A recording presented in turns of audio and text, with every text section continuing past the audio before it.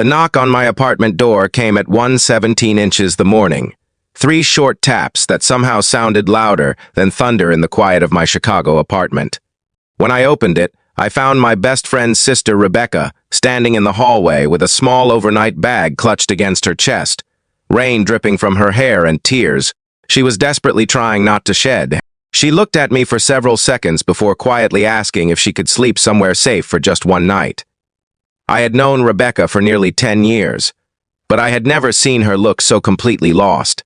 What happened next would force both of us to confront something neither of us had been ready to admit. Sometimes the person asking for a place to stay isn't really asking for a room. They're asking if someone still believes they are worth saving. If you believe kindness can find people in their darkest moments, and that hope, forgiveness, compassion, and second chances can change a life, take a moment to like this story, share it with someone who needs encouragement, and subscribe to the channel for more stories about the goodness people can still find in one another. My name is Nathan, and Rebecca was the younger sister of my best friend, Caleb. After college, Caleb and I had moved to Chicago and built our lives there, while Rebecca stayed in Ohio to help care for their mother. Over the years, I had heard about her through Caleb, usually in passing. She was hard-working, stubborn, independent, and the kind of person who would rather struggle quietly than admit she needed help. That was why seeing her at my door that night frightened me. I stepped aside and let her in without asking question. She sat on the edge of my couch while I brought her a towel and a cup of warm tea. For several minutes, neither of us spoke. Finally, she explained that she had been planning to leave a difficult situation for months, but every time she tried, fear convinced her to stay. That evening, she had finally decided she couldn't keep pretending everything was fine. She had driven nearly 7 hours toward Chicago because Caleb was away on a work trip and she didn't know where else to go. She wasn't asking me to solve her life. She just needed one quiet night to breathe. I told her she could stay as long as she needed. She immediately shook her head and said she would leave in the morning. Then came the question that stopped me cold. She looked directly at me and asked if I thought Caleb would be ashamed of her. I had expected her to ask about a job, money, transportation, or a spare room. I hadn't expected her to ask whether her own brother would still be proud of her. I sat beside her and told her that needing help didn't make her a failure. It made her human. But Rebecca lowered her eyes and admitted something that broke through all my assumptions about her. She had spent years being the dependable one, the daughter who stayed strong, the sister who never complained, the person everyone called when something went wrong. Somewhere along the way, she had started believing that if she ever became the one who needed help, she would become a burden. The next morning, Rebecca woke early and tried to leave before I was awake.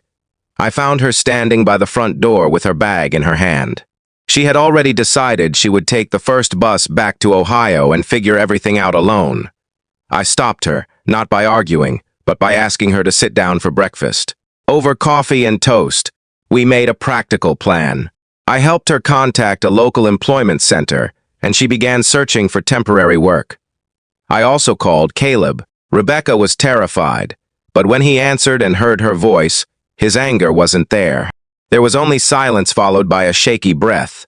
He told her that he had spent years believing she was strong enough to handle anything, and he was ashamed that he had never stopped to ask whether she was tired of being strong. Rebecca cried harder than I had ever seen her cry, but this time they were tears of relief. Weeks passed.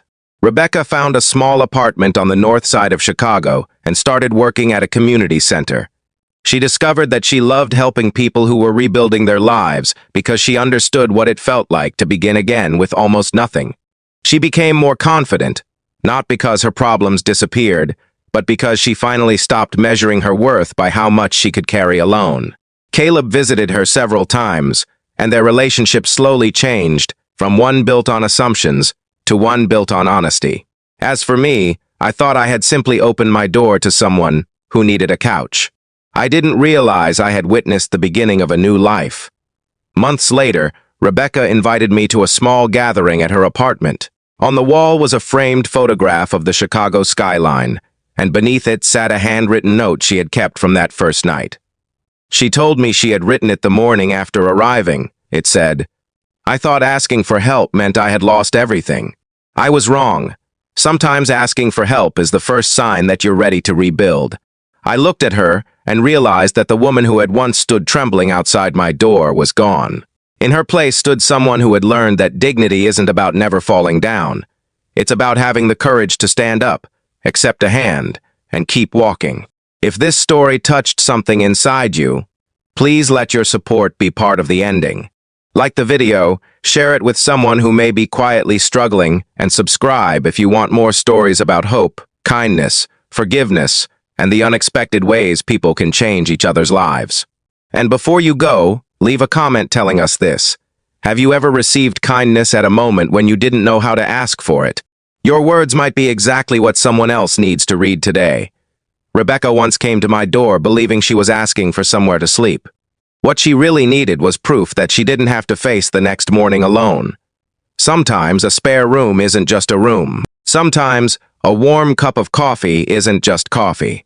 Sometimes one person choosing not to judge another can become the first brick in the foundation of a completely different future. And sometimes, when life convinces us that we are a burden, all it takes is one open door to remind us that we are still worth welcoming home.